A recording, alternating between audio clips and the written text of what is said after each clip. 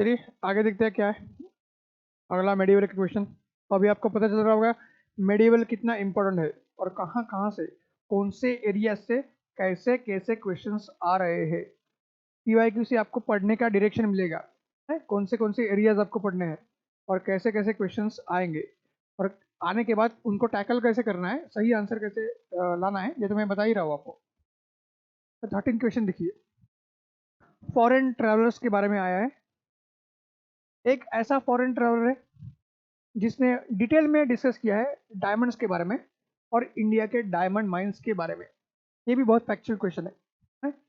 और अगर पढ़ा है, पढ़ने के बाद रिवाइज किया है या रिवाइज करने के बाद अगर पता है तो ही हम इसको ऑप्शन को सही मार्क कर सकते हैं और अदरवाइज हमें इसको लीव करना पड़ेगा है? क्योंकि यहाँ पे कोई ऐसा लॉजिक नहीं है जिसमें से हम जाके हम सही चुनाव कर सकते हैं।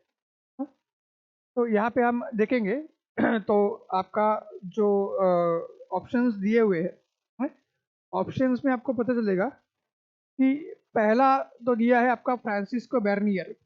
पहला क्या है? फ्रांसिस्को बेर्नियर। पर बेर्नियर का क्या है? फ्रांसिस्को बेर्नियर फ्रेंच ट्रैवलर है? दूसरा जीन बैप्टिस्ट ट्रेवर्नियर, ये भी फ्रेंच ट्रैवलर है। तीसरा जीन डी थेनेबॉट, ठीक है, ये भी आपका फ्रेंच ट्रैवलर है। और चौथा एबे बार्थेलेमी कैरे है, ये भी आपका एक यूरोपियन ट्रैवलर है। तो लगभग सारे फ्रांस के ही ट्रैवलर्स आपके पास है, चुनना भी मुश्किल है। अगर आपने कहीं पढ़ा होगा तो फ्रांसिस्को बेर्नियर के बारे में आपको पढ़ने को मिलेगा कि इसने सती और सोशल सिस्टम के बारे में ज़्यादा लिखा है? मुगल टाइम्स में या उस समय जो इंडियन सोसाइटी थी उसमें सती और वुमन की कंडीशन है, उसके बारे में अगर ज़्यादा किसी ने लिखा है वो बेर्नियर है। तो डायमंड्स वगैरह के मामले में इनका रोल नहीं है। जीन डी थेनेबॉट एंड एबे बार्थेलेमी कैरे, इनकी अगर बात करेंगे, ये इतने ज़्यादा पॉपुलर ट्रैवलर्स नहीं है मुगल एम्पायर में जितने कि पहले दो है। बेर्नियर और ट्रेवर्नियर बहुत ज़्यादा पॉपुलर थे हैं? और ये थेवेनाट वगैरह जो है या बार्थेलेमी कैरे है, ये आपके कुछ समय तक आए थे और निकल गए थे, ज़्यादा इंडिया में रुके नहीं थे, ठीक। और कहीं ना कहीं एबे कैरे इंग्लिश जो एजुकेशन है या यूरोपियन एजुकेशन उससे भी जुड़े हुए हैं, ठीक है। तो उनका भी रोल आपका डायमंड और इसके मामले में नहीं है। लेकिन जीन बैप्टिस्ट ट्रेवर्नियर, ये ऐसे फ्रेंच ट्रैवलर है कि जो खुद एक डायमंड मर्चेंट है? और जो कोहिनूर डायमंड है वो कुतुब शाही डायनेस्टी या गोलकोंडा जो है हैदराबाद एरिया, वहाँ के डायमंड माइंस से वो जो निकाला गया था, फिर वो औरंगजेब के पास आया था, औरंगजेब से वो शाहजहां को दिया गया था। ये सारी चीज़ें आपको जीन बैप्टिस्ट ट्रेवर्नियर के राइटिंग्स में मिलती है। और इसलिए जो क्वेश्चन में बोला है about diamonds and diamond mines of India, अगर किसी ने लिखा है फॉरेन ट्रैवलर ने, वो है आपके जीन बैप्टिस्ट ट्रेवर्नियर। ओके, आया ध्यान में? तो मैंने आपको आंसर बता दिया है, लेकिन इसमें आपको क्या है, प्रॉपर रिवीजन लगेगी। इसको डायरेक्टली कोई लॉजिकली आंसर की तरफ आने का तो ज़्यादा तरीका नहीं है। थोड़ा बहुत मैंने बता दिया कैसे आ सकते हैं, ठीक, पर इसमें प्रॉपर आपको पढ़ाई थोड़ी सी लगेगी। आइए आगे आइए। फिर से मुगल एम्पायर, फिर से एडमिनिस्ट्रेशन, खास करके लैंड रेवेन्यू के बारे में पूछा गया है, ठीक। टर्म्स पूछे गए। देखिए, जागीरदार और जमींदार के बीच में डिफरेंस क्या है? जागीरदार और जमींदार के बीच में मुगल समय में डिफरेंस क्या है, ये पूछा है। पहला, jagirdar were the holders of the land assignments in lieu of their judicial and police duties. जागीरदार कौन है? ऐसे लोग जो पुलिस या जुडिशियल ड्यूटीज परफॉर्म करते थे, और वो ड्यूटीज परफॉर्म करने के बदले में, ठीक, वो बेसिकली क्या है आपका, बेसिकली ड्यूटीज परफॉर्म करने के बदले में क्या है, उनको जागीर मिलती थी या लैंड असाइनमेंट मिलते थे, ऐसा बोला गया है। उसी पहले स्टेटमेंट का दूसरा क्या पूछा गया है? Zamindars were the holders of the revenue rights without the obligation to perform any duty other than revenue collection. Zamindar ऐसे लैंड होल्डर्स थे या रेवेन्यू होल्डर्स थे कि जिनको रेवेन्यू कलेक्शन के अलावा और कोई ड्यूटी या ऑब्लिगेशन नहीं था, ऐसा इसमें बोला गया है। ठीक है, अभी ये स्टेटमेंट पढ़ने के बाद ही आपको पता चलेगा ये बिल्कुल रिवर्स दिया गया है। ये बिल्कुल बेसिकली क्या है, रिवर्स दिया गया है।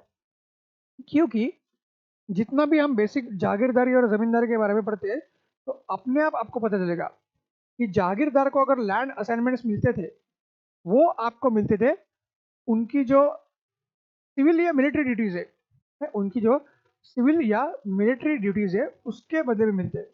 Okay,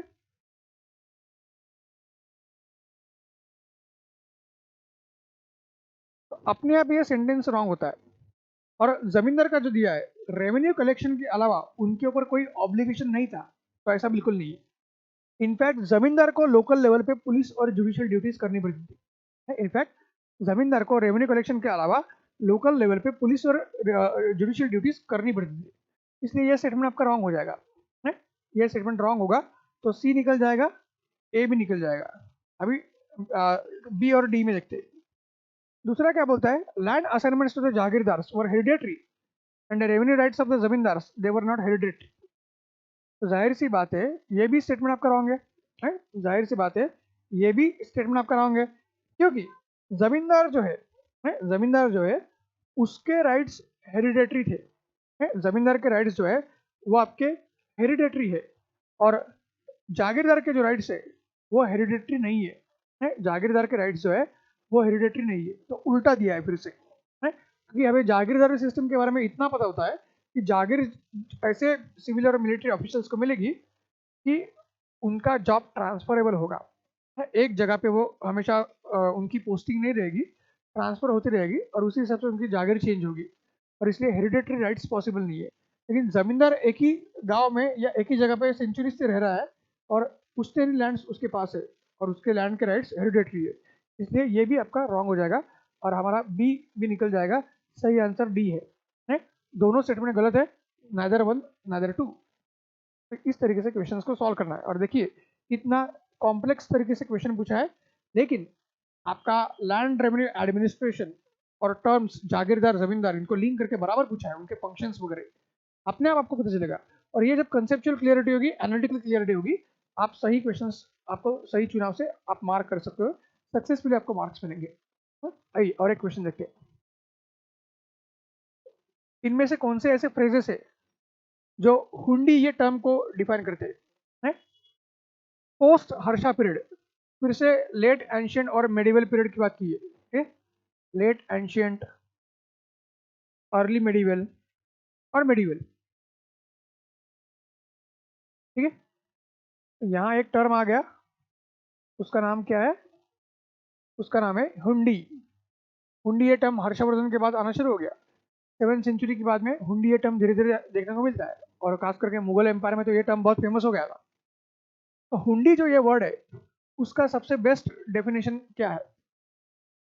A, an advisory issued by the king to his subordinate. Okay, advisory issued by the king to his subordinate. क्या किंग ने किसी एक ऑर्डर पास किया है या कोई एडवाइजरी निकाली है, नोटिस निकाली है, उसको हुंडी बोलते हैं? बिल्कुल नहीं है। ऐसा हमने कभी टर्म सुना नहीं है कि किंग ने कोई ऑर्डर पास किया है अपने सबऑर्डिनेट के लिए और उसको हुंडी बोला गया है, बिल्कुल नहीं। Second, a diary to be maintain by for daily accounts. क्या हुंडी ऐसा कुछ टर्म है कि जिसमें डेली अकाउंट्स के लिए जो डायरी मेंटेन होती है उसको हुंडी बोलते हैं? नो, ऐसा बिल्कुल हमें पढ़ने को मिलता नहीं है। An order from the feudal lord to his subordinate. Feudal lord ने ऐसा कुछ ऑर्डर अपने सबऑर्डिनेट को दिया, अगर राइटिंग में भी दिया, उसको हुंडी बोलते हैं? नहीं, बिल्कुल नहीं। ऐसे टर्म्स हमें बिल्कुल पढ़ने को मिलते नहीं है, चाहे वो एंशिएंट हो या मेडिवल। हाँ, पर ये टर्म हमें देखने को मिलता है क्योंकि ये आपका ट्रेड एंड कॉमर्स से कनेक्टेड टर्म है। हुंडी एक बिल ऑफ एक्सचेंज है और पेमेंट की एक मेथड है वो, कि आपके पास कैश नहीं है, तुरंत आप कैश पे नहीं कर पाते हो, तो आप हुंडी आप सामने वाले को देते हो। है? एक तरीके का बिल है और वो उस हुंडी या बिल को एनकैश करता है कहीं और जगह पे और अपना जो पैसा है वो रिकवर करता है। तो ये जो होता है कंसेप्ट, उसको बिल ऑफ एक्सचेंज बोलते हैं, हुंडी। जो मॉडर्न चेक इस्तेमाल करते हैं हम, तो मॉडर्न चेक सिस्टम की शुरुआत हुंडी से होती है। और डेफिनेटली ये आपका ऑप्शन को सही मैच करता है, और यही हमारा सही ऑप्शन है। तो फिर से देखिए, आपका ट्रेड एंड कॉमर्स के रिलेटेड या इकोनॉमी से रिलेटेड टर्म है हुंडी, और कितना इंपॉर्टेंट टर्म है, और आज भी हुंडी चलती है? आज भी जो अनऑर्गेनाइज बिजनेस है इंडिया में, मुंबई जैसे बड़े सिटीज में भी, और डायमंड वगैरह बिजनेस जो होता है उसमें भी हुंडीज वगैरह आज भी इस्तेमाल होती है? और एक पेपर से फिर बाकी कैश पे सारा डीलिंग होता है? वो सारी चीज़ें, तो आज भी उसका रिलेवेंस है, तो ये भी ध्यान में रखना है। तो इस तरीके से हमने हमारा सारा डिस्कशन जा रहा है, ठीक है। और मुझे पूरा यकीन है कि आपको सारी चीज़ें समझ में आ रही होगी, और कैसे क्वेश्चंस को अटेम्प्ट करना है ये भी क्लियर हो रहा होगा, है? तो हमें ध्यान में रखना है, और इसी हिसाब से हमें जाना है, इसी हिसाब से हमने पढ़ना है, इसी हिसाब से हमने क्वेश्चन सॉल्व करने हैं, और मार्क्स लेके प्री क्लियर करना है, मेंस में जाना है।